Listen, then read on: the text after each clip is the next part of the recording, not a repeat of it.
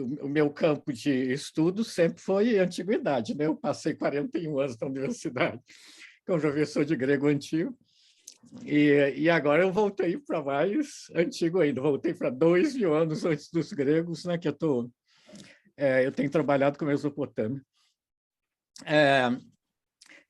Eu vou a minha proposta é isso, né? É uma reflexão sobre a tecnologia que é a escrita e o que isso implica e o que isso se desdobra, e eu mesmo não sei explorar tudo em que ela se desdobra.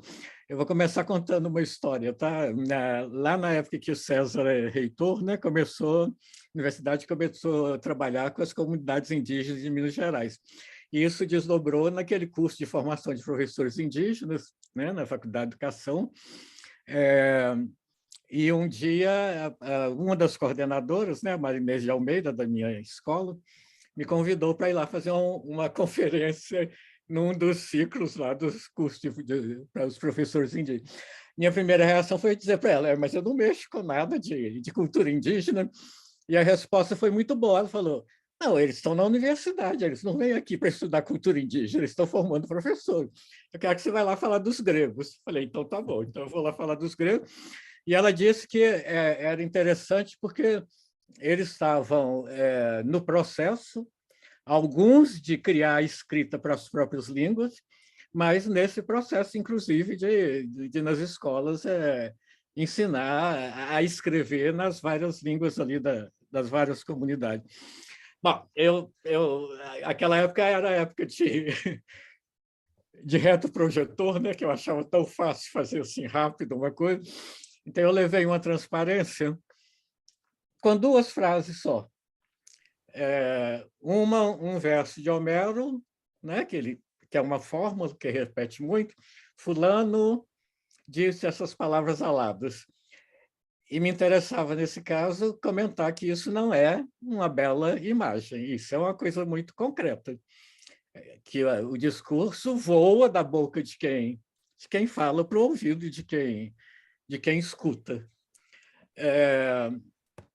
Então, uma primeira referência aí. E a segunda, né, tomada lá de Platão, que é o que ele diz, que é o comentário que os deuses egípcios fizeram para o deus Tote. Tote é o deus habilidoso, né, quando ele inventou a escrita. E aí a frase, né, os deuses disseram para o Tote, né, ó, Tote, essa sua invenção é um fármaco para a memória. Eu deixei fármaco em grego. E expliquei que fármaco quer dizer tanto remédio quanto veneno. Bom, tinha uma pessoa mais velha que sentou do lado, ele não ficava lá no auditório da Faculdade de Educação, lotado aquele auditório, e aí ele comenta assim, é isso que está acontecendo agora. Ele pegou imediatamente o que eu estava dizendo. Agora, todo mundo está escrevendo e todo mundo está esquecendo as histórias antigas. Então, aparece de imediato, né, esse problema que vai cercar qualquer tecnologia, né? E é interessante porque é a coisa do tempo, né? Quer dizer, uma coisa que eu meço lá antes de Cristo, né? Eu tenho a coisa acontecendo aqui nessa temporalidade agora em que a gente está. E as consequências que isso tem, né? Esse indígena, ele me falou depois, eu sou professor de cultura que ando por todas as escolas, eu que ensino cultura para eles, aqueles professores que estavam lá se formando. Agora, de todo mundo que está aqui, eu sou o único que não foi contratado pelo Estado como professor, que eu sou analfabeto. Isso traz essa outra dimensão também, né, de uma outra coisa do que é o domínio dessas tecnologias e o que a escrita implica, né? Nessas várias perspectivas que estão aí, né? Nada é inócuo. Bom, o que eu queria, o que eu pensei trazer, tá? E aí a gente veria o encaixe, né? De pensar o que que é a escrita e o domínio da escrita e a invenção da escrita suponho, né? E aí eu vou citar assim, vários aspectos bem rápidos. Tá? A primeira coisa, né? Essa coisa da boca para o ouvido, das palavras aladas, né? Você mudar o meio de comunicação da boca para o ouvido para mão para o olho, isso é uma enorme perturbação corporal, né? Eu acho que isso é a primeira colocação, porque está afetando o corpo. A segunda coisa de como é que nesse processo, né? Como ele depende da descoberta, né? Vou dizer descoberta, tá? De categorias discretas naquilo que compõe a linguagem natural. E isso reflete nas formas de escrita, né? Eu posso pensar que uma coisa é a palavra, eu tenho escritas logográficas, outra coisa é a sílaba, então aí tem as várias escritas silábicas, como é, por exemplo, a mesopotâmica, a logográfica é chinesa, né? um tanto a egípcia. Aí as silábicas, também a mais antiga grega silábica. E depois, né, a fonética, né, ou fonológica, que está chegando no elemento menor que a sílaba. Isso é um processo mental que orienta uma certa visão de mundo, né? E essa capacidade de perceber categorias discretas formando um determinado todo. E quando a gente volta na escrita cuneiforme, né? Isso aparece de um jeito muito... Aparece nos outros casos também, mas aparece de um jeito bem significativo, porque os primeiros usos são usos contábeis. Quer dizer, a questão dessa coisa das categorias discretas num todo, elas estão colocadas, as primeiras coisas que tem, isso vem lá do século, a partir do século 33, né, antes de Cristo, nos sumérios, são uns objetos muito curiosos que são na forma de um ovo, e dentro, feito de argila, né, tudo feito de argila. Isso aí é outra coisa, a tecnologia de onde se escreve também, isso, a escritura depende disso também, né? Mas aí botavam dentro tipo umas pedrinhas de argila com um logograma, vamos pensar, ovelha e um número. Não, podiam botar 2, 3, depois fechavam assim na forma de um ovo. Isso é um contrato, tá? Quer dizer, para ficar com uma pessoa que ela vai devolver aquele tanto de ovelhas. Então, a primeira coisa que está aí, e os símbolos são os mesmos, né? É a criação dos numerais e a criação dos grafemas silábicos, né? As duas coisas relacionadas com o corpo, né? Um sistema de contagem de 1 a 10, mas eles não eram só decimais, eram também sexagesimais, né? Eu acho que a explicação mais razoável é uma outra contagem que fizesse assim, tá? 5 vezes 12 dá 60, então também é uma forma, está envolvendo de novo o corpo para poder, claro, né? Nós estamos no mundo colocados aí como um corpo, né?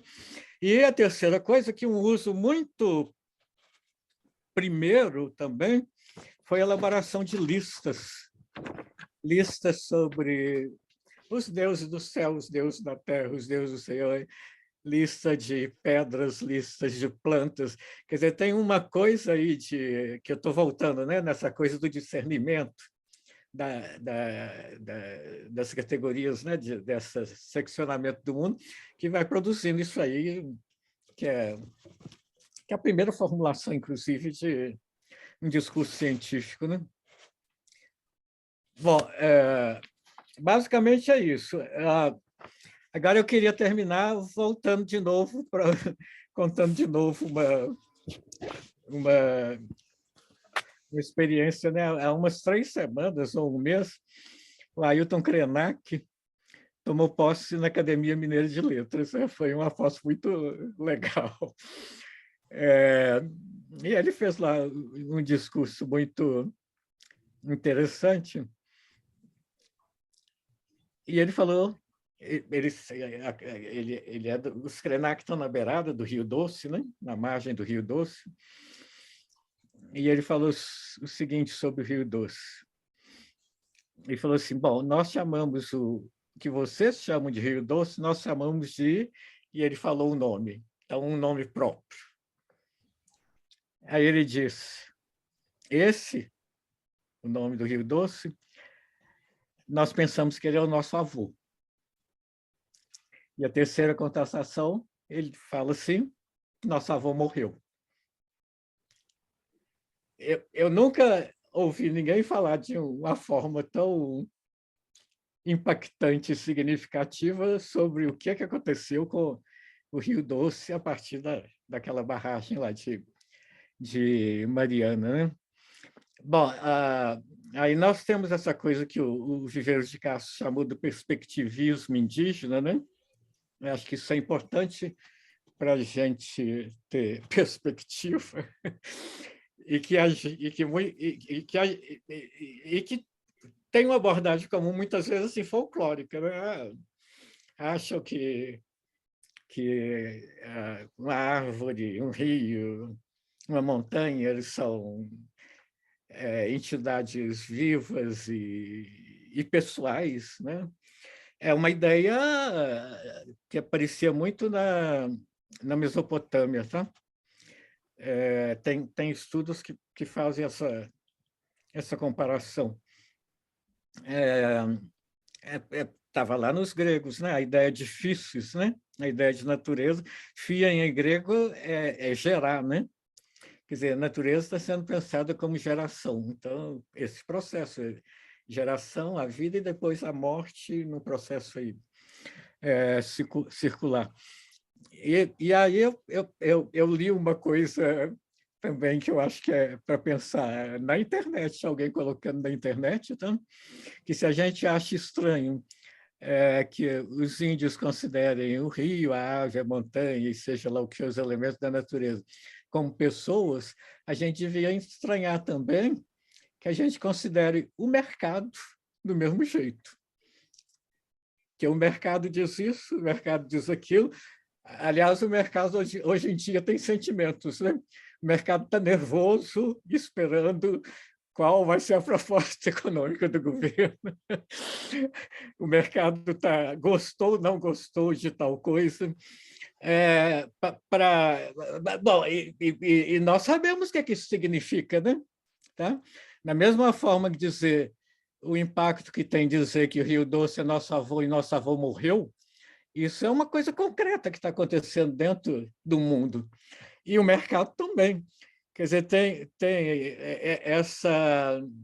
Talvez a gente tenha uma postura muito racionalista, né, nessa divisão aí do que são esses elementos que estão aí compondo o mundo, e é uma boa coisa pensar, pelo menos, sobre isso. Bom, é mais ou menos nessa linha, tá? Agora, 500 mil coisas desdobram da invenção da escrita, né? Deve ter sido a invenção mais revolucionária da humanidade, né? Sem escrita, a gente não ia ter literatura, a gente não ia ter essa ciência que vai sendo transmitida, a gente não ia ter... Aí eu já começo a não entender, mas eu sei que a gente não ia ter informática se não tivesse isso. E eu pergunto se a gente teria inteligência artificial.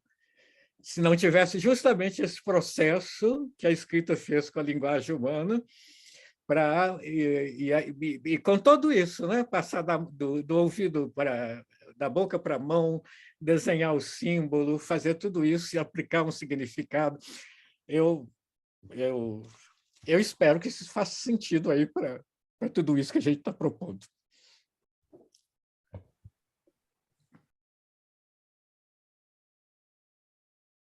O que eu penso é o seguinte, é um pouco uma inquietação minha sobre o quanto que a ciência realmente está tendo impacto na nossa cultura. Obviamente, o conhecimento já teve, ao longo aí quer dizer, hoje a gente sabe que o raio não é Zeus, né? Não é o vulcão, né? Encara como coisas naturais. Pode até personalizar, né? Uma visão que eu acho também legal, mas assim, encara isso como uma coisa da natureza. E eu acho que outras coisas também vieram impactar. Não? Eu estou me referindo mais à ciência, quer dizer, eu estou mais interessado na ciência a partir aí do século XVII, o quanto que a gente realmente, o quanto que a ciência está contribuindo para a nossa cultura e o quanto está deixando de contribuir. Eu acho que eu estou falando da ciência e não da tecnologia. Aliás, o Jacinto até a escrita é uma tecnologia com impacto, enfim, não precisa discutir aqui, depois que o Jacinto falou brilhantemente. Mas o celular, né? O impacto cultural do celular na nossa vida, né? Isso tudo é tecnologia, mas a ciência ela tem realmente impactado como tem? Por exemplo, a ideia de que nós somos, a humanidade, ela é uma só, é uma única espécie, que não existe raça, essas coisas, isso não impacta a ideia de que hoje, por exemplo, eu vi uma palestra de um alemão que estava falando que as evidências que estão acumulando é que os caçadores-coletores do norte da Europa eles eram de pele escura e de olhos azuis, curiosamente. E que foi com a invenção da agricultura que aí eles passaram a ser vegetarianos e não tinham uma fonte de vitamina D, é que só aqueles com a pele mais clara que começaram a sobreviver. Então, houve uma seleção natural que... Agora, isso é o contrário do que, sei lá, essa ideologia da raça superior, branca e nórdica e tal. Quer dizer, o quanto que isso pode abalar culturalmente a gente. Eu gostaria de saber isso aí, né? De ter exemplos tanto positivos quanto negativos. O quanto que o conhecimento de doenças transmissíveis, né, estão afetando. Há realmente alguns aspectos que são impactados. Inclusive, esse tema da sustentabilidade ele é fruto do conhecimento. Isso, há 50 anos atrás, não estava na pauta.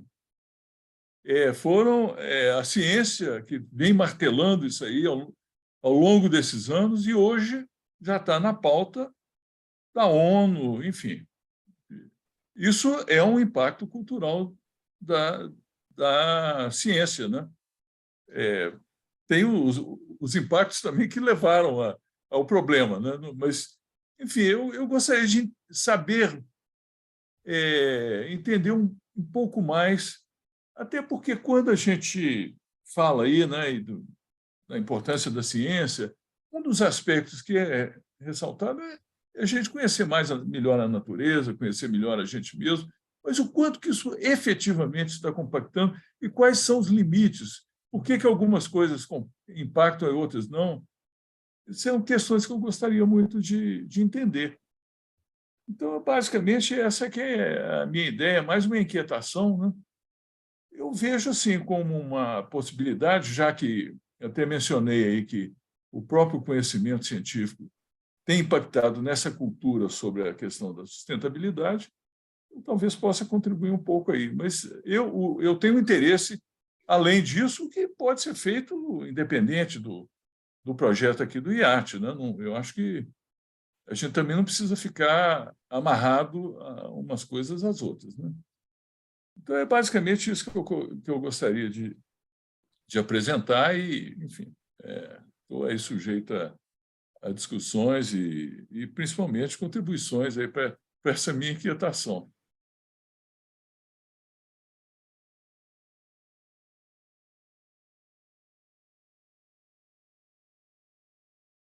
O César me convidou e eu fiquei muito honrada Fiquei imaginando assim, o que eu vou poder contribuir. E ele tinha mandado um artigo que ele escreveu, que ele mostrava essa questão do impacto da ciência, né? Positivo e negativo, e eu fui pensar na linguística, né? Como que será que isso aconteceu na linguística? E aí eu fui num tema que para nós da linguística é muito batido, é uma discussão que não vem de hoje, mas que eu acho que é uma discussão que não chega na sociedade, né? Que é a questão da gramática, né? Porque o primeiro artefato, né? O primeiro produto dos estudos linguísticos são as descrições das línguas, né? São a possibilidade de você comparar línguas, de descrever uma língua, inclusive registrar línguas que depois morrem, mas você tem o registro escrito daquilo. Mas isso teve um impacto muito pesado na sociedade, porque criou um mito da língua correta, né? Que todo mundo tem que saber essa língua correta. Quando a gente sabe que na vida real não é assim, né? Basta a gente olhar o discurso de qualquer um, né? De qualquer um. Nem vou falar de camadas não escolarizadas, pode olhar de gente com pós-doutorado, que vai faltar concordância, a forma do subjuntivo não está sendo mais usada, né? Usa-se o futuro no lugar, enfim. Então, eu pensei em trabalhar com isso, né? O mito da língua correta. Mas aí eu percebi, eu não vou abandonar essa proposta, não pretendo abandonar, não. Mas não é uma coisa que eu quero mais trazer para o grupo, porque eu percebi que eu estava fazendo um trabalho interdisciplinar, que é pegar questões que o César tinha refletido na área dele e levar para a linguística, mas sem ter um diálogo com o grupo. Então, eu pensei em fazer outra coisa. Aí, nos slides, tá aí esse slide, basicamente, que eu falei. Depois, eu coloquei o objetivo, o que eu queria mostrar, né? Que era a importância da educação para a diversidade linguística e cultural, e o papel da linguagem nas interações que sustentam a vida no meio ambiente. Eu pretendo desenvolver isso, porque achei que vai ser uma outra forma da gente discutir o que, na nossa área, é muito já firmado, né? Enraizado, que é a questão do preconceito linguístico. Mas é a última vez que eu vou falar sobre isso. Eu pensei, então, em propor um outro tema, que é ver a questão da sustentabilidade com base na linguística cognitiva, né? Então, ver metáforas e narrativas na perspectiva da linguística cognitiva. Eu vou tratar aqui de forma muito simples, sem ficar entrando muito na teoria, mas, de acordo com a linguística cognitiva, a gente pensa e age por meio de metáforas e narrativas. Vou tentar dar algumas explicações. Então, nós temos metáforas estruturais, e aí eu pus um reloginho ali para me lembrar, tempo é dinheiro. Então, essa é uma metáfora que estrutura o nosso pensamento. Tempo pode ser outras coisas também. Pode ser, por exemplo, um ser animado que voa, que a gente fala o tempo voa, né? Mas vamos pegar essa metáfora estrutural, tempo é dinheiro. Essa metáfora que estrutura o nosso pensamento vai gerar expressões linguísticas como: eu gasto tempo, eu economizo o tempo, eu dei todo o meu tempo para ele, eu estou perdendo tempo, e assim vai, né? Há conceitos que não precisam de metáfora para a gente entender, como terra, água, né? Nós todos entendemos sem recorrer a alguma metáfora. Mas os conceitos mais abstratos, eles precisam com base na nossa experiência, né? A nossa experiência corpórea, como o Jacinto, ao falar lá da escrita, falou, né? como que a gente recorre ao nosso corpo e à nossa vivência na Terra, esses conceitos precisam de ter uma metáfora estrutural para ser explicado. Então, um exemplo é vida é uma viagem, né? Aí você fala, durante toda a minha vida, eu só encontrei percalços. Eu não falo isso, não, tá? Mas eu só encontrei percalços. Eu mudei a minha rota. Fulano caiu no buraco, eu não vou cair junto. E uma série de expressões. E aí eu quero olhar também as imagens. Eu fui olhar as imagens para sustentabilidade e achei essa metáfora que é da pegada ecológica, né? Que eu acho que está estruturada nessa questão do homem e a sua trajetória pelo mundo, pela natureza. E é muito interessante porque nós temos também uma metonímia, né? A metonímia, acho que toda metáfora tem uma metonímia dentro dela. Quando você tem o pé, né? O pé indica que tem um homem, né? E é um pé só. Mas a gente tem outros conceitos para a vida, né? Por exemplo, vida é água, o nome daquele romance Vidas Secas, né? Acho que diz bem dessa metáfora de vida é água. E eu fiquei pensando, as aspas de commodity sumiram ali embaixo da imagem, quando eu assisti o vídeo, que o Chico falou: a água não é uma commodity, mas ela também é usada metaforicamente como uma commodity. Estão investindo em água, estão economizando água e assim por diante, né? Aí eu fui ver quais são as metáforas da sustentabilidade. Fiz uma pesquisa bibliográfica, procurei vários artigos e livros que falam sobre sustentabilidade, e isso é uma coisa muito provisória, tá? Eu achei essas 4 metáforas. Sustentabilidade é dinheiro, sustentabilidade é salvação. Então, investir em sustentabilidade sustentabilidade é dinheiro, é uma metáfora estrutural. E a gente fala investir em sustentabilidade. Sustentabilidade é salvação. Então, salvar o planeta, salvar o rio, salvar o agronegócio, se bem que pode ser outra coisa, né? Sustentabilidade é equilíbrio. Então, essa imagem que eu coloquei aí, nós temos uma metonímia do ser humano, né, que é uma mão, com uma metonímia da natureza, que é uma plantinha, né? Então, e isso representa a humanidade, as pessoas e as florestas, o meio ambiente, essa mão sustentando, né, a natureza. Sustentabilidade é desenvolvimento. A metáfora de desenvolvimento está muito presente nos artigos, na escrita acadêmica, né, científica.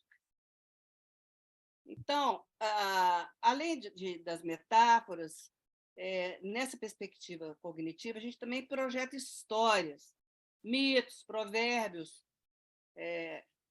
e aí não é só uma coisa assim, geral da sociedade, mas também na própria família. Toda família tem uma história, alguma historinha, que acaba servindo para mapear outras histórias, outros acontecimentos. E, às vezes, até um código, né? Então, histórias de filhos da gente, que a família toda conhece, uma leitura errada, por exemplo, e aí acontece um fato semelhante, você usa uma frase daquilo que aconteceu e todo mundo entende o que você está falando. Então, eu trago como exemplo aí o mito do caos, né? Que é uma inspiração para a teoria do caos.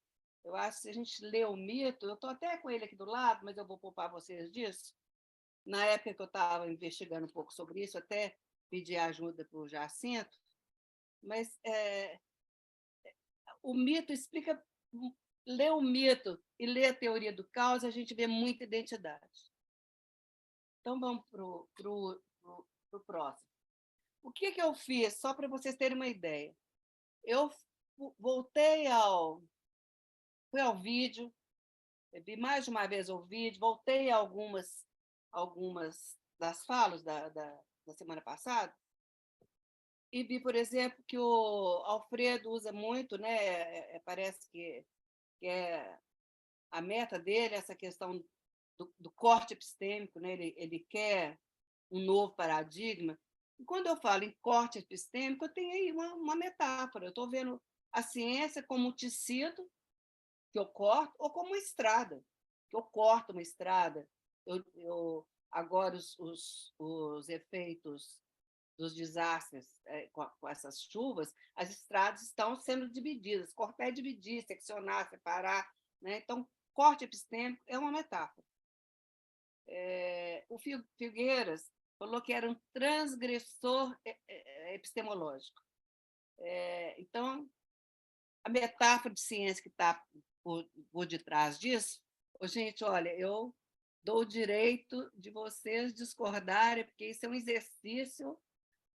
exercício inicial. Né? A Eliana tem muito conhecimento de linguística cognitiva, e vocês, como cientistas, podem discordar da interpretação que eu fiz das falas de vocês. Mas acho que quando Figueiras fala eu sou um transgressor epistemológico, ele pensa na ciência como um território que tem limites. E esses limites a gente vê nas categorizações do que... quantas vezes eu escutei que você faz, não é linguística, porque eu trabalho com linguística aplicada, a linguística aplicada busca outras ciências para trazer como metáfora, para dar suas explicações. Então, acho que quando ele fala eu sou transgressor epistemológico, significa que ele não fica dentro do território da ciência. Eu vou usar um termo da linguística, não sei se vocês usam isso, prescritiva ou positivista, vamos dizer assim, que é a ciência tradicional. Acho que tradicional é o melhor nome. E ele transgride. Né? O Carlos, ao falar de... Olha, gente, eu fiz recortes das falas, tá? Porque todas as falas estão cheias de metáforas interessantes. Ele fala em adoção de plataformas, protagonismo das plataformas. E eu percebi aí que as plataformas, para falar de plataformas, elas são personificadas, né? Então, são atribuídas qualidades humanas às plataformas. Eu acho que eu já ouvi falar perversidade das plataformas. Bom, é uma metáfora, então, é a personificação. Você tratar algo que não é humano como se humano fosse e descrever como se humano fosse. O Eduardo, para mim, foi muito difícil achar metáfora no Eduardo, porque era só uma descrição de um projeto de extensão, então eu não consegui muito, não. Mas eu fui atrás de fomento de startups. Aí eu fui olhar o que significa fomento, porque toda vez que eu via fomento, eu pensava em dar alimento. Né? Aí fui ver fomento, a etimologia vem no latim, do verbo aquecer em latim, o fomentar, aquecer. Mas, olha, para a gente identificar metáforas, a gente não tem que fazer etimologia das palavras, não. Senão seria um porre, né?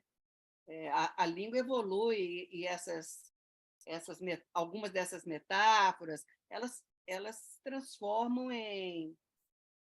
A gente usa um termo...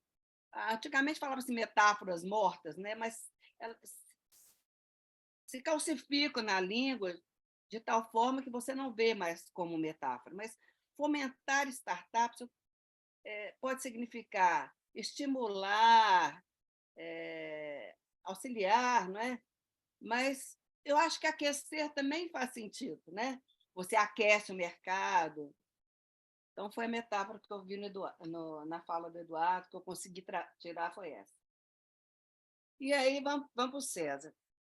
No início da fala do César, ele descreveu, ele falou sobre a pesquisa do Lawrence, e usou termos como mecanismo de seleção, que foi usado aqui também, né, pelo Beirão, se não me engano, mecanismos inibidores, aceleração contínua. Então, eu vejo aí duas metáforas, né? A da máquina, né? Então, a gente tem a ciência como máquina, o universo como máquina, né? Se a gente vai lá no Newton, né? Eu acho que é o universo. Não, no Descartes, né? O universo como máquina. E a questão da evolução biológica está aí também. O Francisco, eu vou te chamar de Chico, viu, Francisco? Ele fala: água é vida, água não é commodity. Mas ele fala também em investir na conservação da biodata aquática. Então, eu acho que a metáfora do dinheiro está aí numa forma.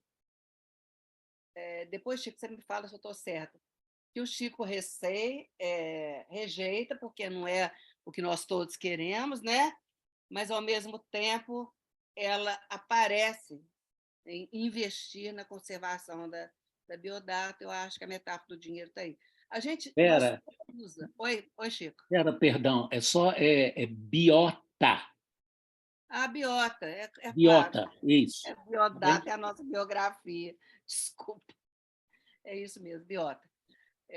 Depois eu corrijo e mando para a Eliana outra vez para ela colocar lá no grupo. Mas a gente não tem consciência das metáforas que a gente usa. E a gente usa isso no dia a dia, né? Eu falo, não vou perder meu tempo com isso, não vou gastar meu tempo. A gente usa no dia a dia. Agora, uma coisa que a fala da Eliana é cheia de metáforas, muitas metáforas. Mas eu peguei a questão do equilíbrio do sistema nervoso, porque essa imagem que ela usou é uma imagem muito interessante. Se a gente voltar lá na outra imagem, que é de uma mão com uma árvore, a Eliana inverte, né? É a árvore com o ser humano sendo sustentado por essa árvore. E eu acho que essas duas imagens, iluminam muito o que esse grupo tem dito aqui, da questão da inter-relação humano-natureza, né? Então, a natureza me sustenta e eu sou uma pessoa que me sinto muito sustentada pela natureza. Eu moro num lugar onde tem muitos passarinhos, muitas plantas, e eu preciso ver isso para ficar feliz. E, ao mesmo tempo, nós somos responsáveis também pela natureza, né? Então, é uma coisa de mão dupla. Então, ter essas duas imagens opostas foi muito legal. E a outra coisa, eu peguei duas palavras que estão lá a Eliana usa em português, né? Que é a mente plena, né, Eliana? Você fala? Mas eu fui na palavra em inglês porque eu acho que ela dá a exata ideia da metáfora, né? Da mente como um container, do coração como um container, e que está cheio, né? Que está cheio de alguma coisa. E também teve uma hora que, quando a Eliana foi falar de sustentabilidade e equilíbrio, ela fala que a gente não tem que ficar no passado, e nem ficar no passado, nem fugir do presente. Eu acho que essas duas falas trazem subliminarmente a metáfora também da viagem, né? A vida é uma viagem. Bom, a Heloísa falou da apropriação do espaço e da natureza, né? Então, espaço e natureza são bens, eu me aproprio desses bens. E eu tive curiosidade de ir no artigo da Heloísa, e aí não, ainda tem mais dois aqui. O Paulo Murilo falou de transistor, transitar, transição, circuito elétrico, e eu vejo aí essa metáfora do caminhar, do trajeto, nesse léxico aí. Foi a primeira parte dele. A segunda parte, que ele falou sobre a questão da taxação, aí eu já tive mais dificuldade de achar. Certamente há metáforas ali, mas eu já tive mais dificuldade, porque isso é um estudo muito preliminar. E o Takahashi, eu não sei, eu escrevi de cabeça, eu não sei se eu escrevi o nome dele certo. Eu não voltei lá no projeto do César para conferir. Está certo, Taka? Se estiver errado, depois você me corrige. Certinho. Ele fala em redução de estoques disponíveis, armazenar energia, banco de baterias, render mais energia, Aí depois eu pego a última. Então, eu vejo aí a metáfora da mercadoria, né? Reduzir estoque, armazenar energia, e do dinheiro, né? Um banco é um lugar que você coloca dinheiro, então você também tem banco de baterias. É claro que banco não é só isso, né? Eu posso estar fazendo aqui uma viagem, porque também eu tenho o banco de areia, que é um depósito, né? Talvez o banco dinheiro venha lá do banco de areia. E aí ele fala das questões que estão em jogo, né, no estudo. Então, acho que a gente vê também a ciência como um jogo. A gente usa também a metáfora do jogo para falar de ciência. Então, algumas metáforas comuns no discurso científico são do percurso, da trajetória, do deslocamento, que fazem parte da metáfora da viagem. Também a busca, né? A busca do Santo Graal, né? Esse detetive que está em busca de chegar no conhecimento. Máquina, dinheiro e a personificação. E o último slide foi um exercício que eu fiz a partir do artigo que a Heloísa citou. Hoje até ela mandou para nós as referências, mas eu tinha vasculhado no Google e achei. E vi lá duas metáforas que nos dizem respeito e uma terceira que diz muito respeito à linguística. Eu vou começar por ela, de que argumento é guerra, né? Então, a gente defende argumentos, a gente ataca argumentos, a gente atira onde viu, onde atira numa teoria, atira no que viu e acerta no que não viu, não é? Eu estou fazendo um estudo e eu atiro no que eu vi, mas acerta no que não vi. Então, há uma série você demole argumentos, né? Então, você tem a gente usa várias metáforas para a ideia de argumentar. Mas essa é uma metáfora que a Heloísa usou no trecho do texto dela. Mas ela tem várias metáforas da viagem na argumentação dela. Então, ela fala discurso em trajetórias da análise. Eu adorei esse aqui, porque é uma viagem do Rio, olha, e nada mais apropriado para falar do que ela está falando, como a trazer, né, a questão da água do Rio, né? Discutem-se trajetórias da análise ambiental e da análise urbana que desembocam no conceito de desenvolvimento urbano sustentável. Eu adorei essa passagem. Então, o desenvolvimento urbano sustentável é muito maior do que o Rio, né? O mar, né? Essas ideias desembocam lá. Esse trabalho teve como ponto de partida a noção de certa forma generalizada. Então, ponto de partida, né? É a metáfora da viagem. Caminhos percorridos, o caminho para o desenvolvimento sustentável. Então, toda a ideia de vida e viagem, o fazer do teórico, do cientista também, é uma viagem, né? E conhecimento é um tecido. Ela fala, este trabalho busca tecer algumas considerações, depois ela vai argumentar e fala, tem um método de alinhavar iniciativas e propostas de diversas origens.